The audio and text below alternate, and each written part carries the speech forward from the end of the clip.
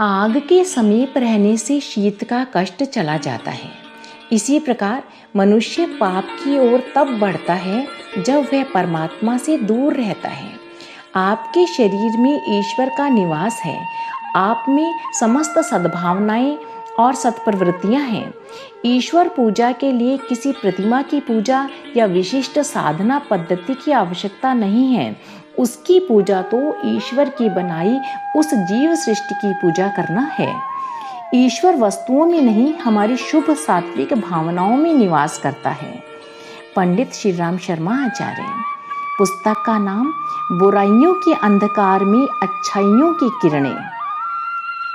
पुस्तक परिचय। जीवन में सेवा और सहानुभूति के अवसर अक्सर आते हैं, पर यदि कोई उन्हें पाकर भी नहीं बांटता तो उसे किसी अमानवीय तत्व के वशीभूत ही समझना चाहिए। क्या किसी के लिए अच्छा पिता, अच्छा पति अथवा एक सफल गृहस्थ होना पर्याप्त है?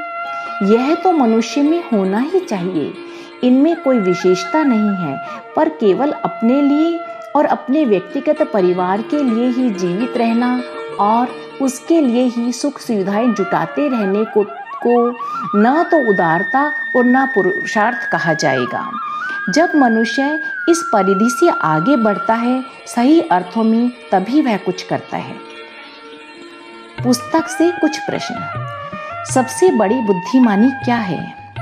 परमात्मा का दिव्य प्रकाश किस प्रकार के अंतःकरण में उदीयमान होता है?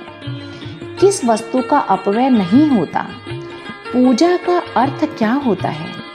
इन सभी प्रश्नों का उत्तर लेकर आपके समक्ष प्रस्तुत है एक लघु पुस्तक, जिसमें लेखक ने छोटी छोटी कहानियों के माध्यम से जीवन में आने वाली विपरीत परिस्थितियों को अपनी अच्छाइयों द्वारा सहन करने का मार्ग सुझाया है। पुस्तक के कुछ अंश। मनुष्य को सोचना चाहिए कि उसे जो कुछ शक्ति संपन्नता प्राप्त हुई है वह समाज से ही मिली है। उसमें उसका अपना इतना ही अधिकार है कि उससे समुचित सुख सुविधा के लिए अपना भाग ले ले। शेष को समाज के अन्य सदस्यों, आने वाली नई पीढ़ी के उपकार के लिए दे जाए।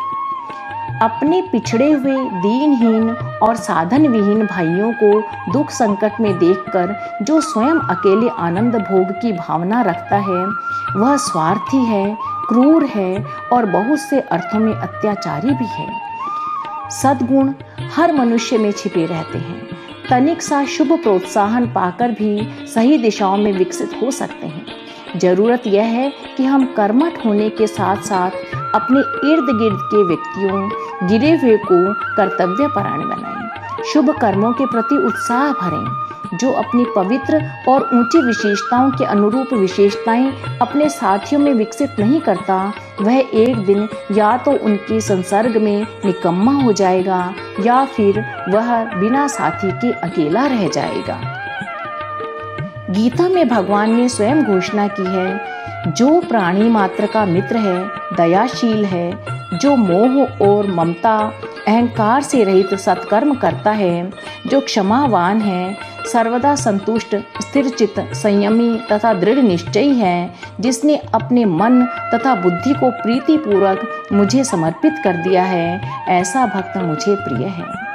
मन की ईमानदारी ही धर्म है। मनुष्य का मतलब ही दूसरों के काम आना है। मानवता की एक छोटी सी सेवा करना भी बड़े से बड़ा धर्म कर्म करने के बराबर है। बल्कि यूँ कहना चाहिए, मानवता की सेवा करना ही सबसे बड़ा धर्म है। पूजा का अर्थ है मन की ईमानदारी और पवित्रता। उस बुद्धि, प्रतिभा, शक्ति और सामर्थ्य का क्या मूल्य जो अपने पिछड़े और दुखी अभावग्रस्त भाइयों को उठाने के काम नहीं आता। समाज को उठाने का कार्य उसके उठे हुए सदस्यों पर ही माना जाता है। अस्तु जो उन्नत व्यक्ति अपने समाज को उठाने में योगदान नहीं करते, उनकी सारी योग्यताएं पलाश पुष्प की तरह केवल थोथा रंग ही रखते हैं। पुस्तक के कुछ बिंदु।